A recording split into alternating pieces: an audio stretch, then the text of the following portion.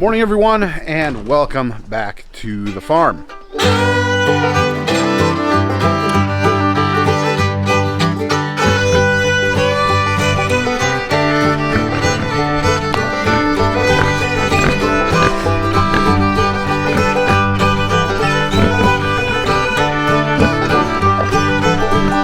As I think I've mentioned before, it has been a very rainy summer here on the farm. We've had a couple different instances of summer, I guess we can say, where we had some really hot weather, and we were in a drought at the beginning of summer, and now we've settled into this rainy pattern where it has rained, I would have to think, at least a measurable amount every day for the last almost 2 weeks at this point. I haven't looked at official rain totals, but I can tell you it's been a lot. And that's meant some good things for the garden, but it's also meant some hard times for the garden.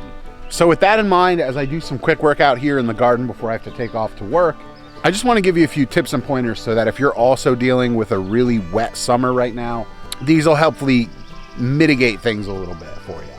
First things first, if you're not already gardening in raised beds or containers, seriously think about it. A lot of people, they'll take pride in their in-ground soil that they have, and that's great. You know, there's nothing wrong with gardening in-ground. However, in raised beds such as this, you're able to kind of custom tailor your drainage. Yes, you might have to water a little bit more if you don't have natural rain coming down. But when we find ourselves with a ton of rain falling from the skies and it's just everything is soaking wet, these raised beds drain faster than your typical in-ground garden would. And if we hadn't built the soil up 2 feet almost and then put our raised beds on top of that, this whole area would be a swamp right now. I can actually show you if you look over my shoulder. So the garden's right here, and back there, you can actually see just how swampy this is. This is the natural height that this whole area would have been. So here, it definitely made sense for us to go to raised beds in this region. Let me take you up front real quick and show you what we're doing with our tomatoes this year. So very much to the same point that I mentioned in the back, we are raising our tomatoes in containers this year, 5-gallon buckets just out here on the front porch. And we did this for a couple reasons, one of which has to do with what we'll talk about in a minute, but the second has to do with just watering. We can aggressively take care of the watering on these tomatoes and know what they're getting. So in situations where we've got tons of rain coming down, they're not going to get that wet. We can kind of, let the rain fall on them and it'll drain right out the bottom of the pots. The next thing I want to talk to you about is watching for signs of distress in your plants and intervening early. When it's really wet out like it is, you're going to see things pop up, especially on crops that like drier climates, where there are issues that you need to deal with quickly because you're not going to have time for those plants to dry out. So this particular tomato plant in front of me is one I want to point out and show you there's a problem here, and then just get it taken care of right now even. I'm not going to wait. So this tomato plant right here, while it's doing well right now and the tomatoes on it look great and it's producing, it does have some signs of a fungal infection on the bottom. Typically in tomatoes, this sort of stuff can happen if it's way too wet out or if you've got them placed too close together. So what I'm going to do is I'm just going to pull out a knife right now, and I'm going to prune this tomato on the lower branches and take off all of this infected foliage. It's probably not going to stop the infection from climbing up the plant. Typically tomatoes suffer from this. It's an issue we've had year after year, but it'll slow down the progression of that disease and get us a better harvest off this plant.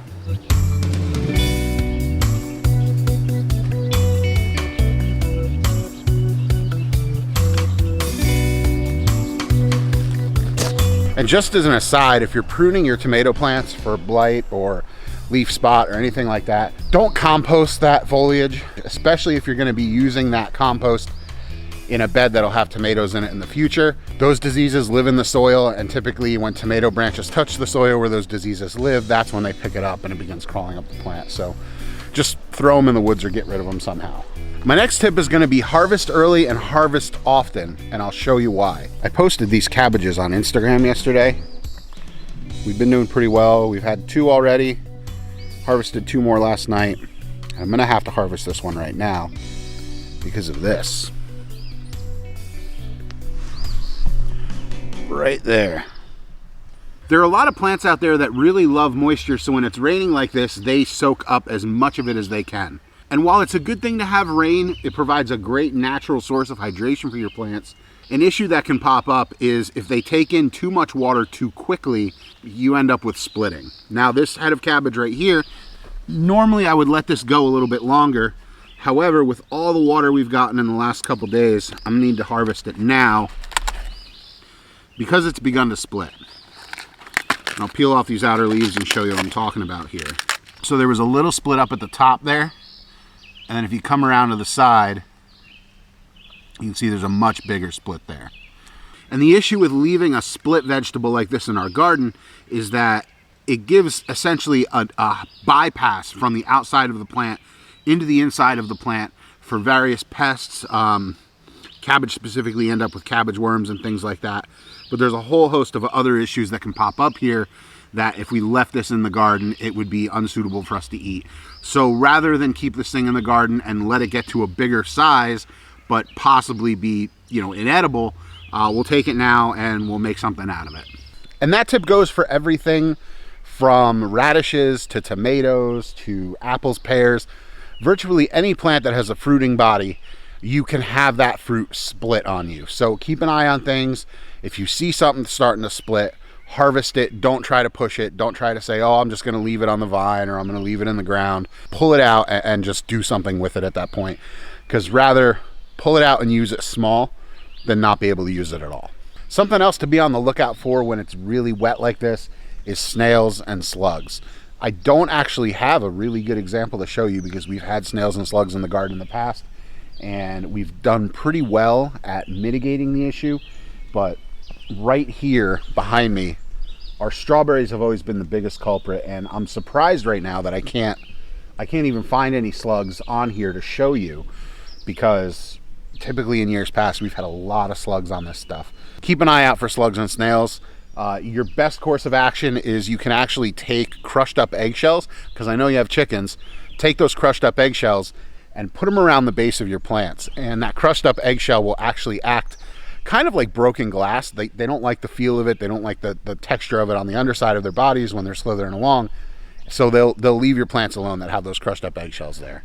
So that's kind of a tip, something I can't show you, but something that you want to be on the lookout for.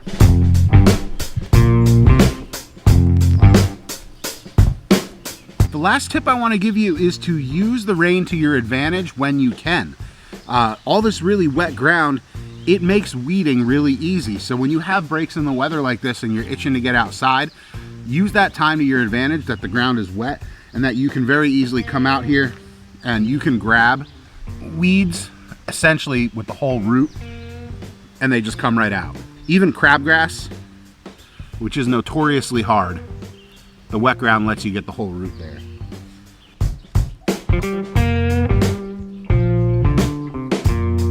So even though there's a lot of downsides to having a garden in a soupy, wet rain, essentially rainforest, there are some positive too, and you should take those positives where you can get them.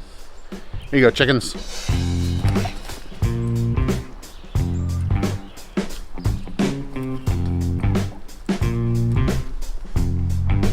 So there you have it. There are 5 tips for gardening in super wet weather that hopefully will help you be a little bit more productive in your garden this year. You know, as hard as it makes it to garden in this much rain, there are some upsides to it. You can weed a little bit easier.